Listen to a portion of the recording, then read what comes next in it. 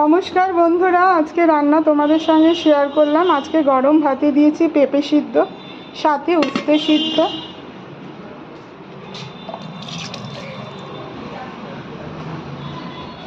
আগের পদ হিসাবে কাঁচা কলার খোসা বাটা,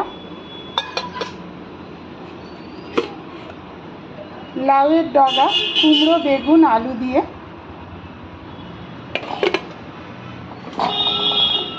মুগ ডাল,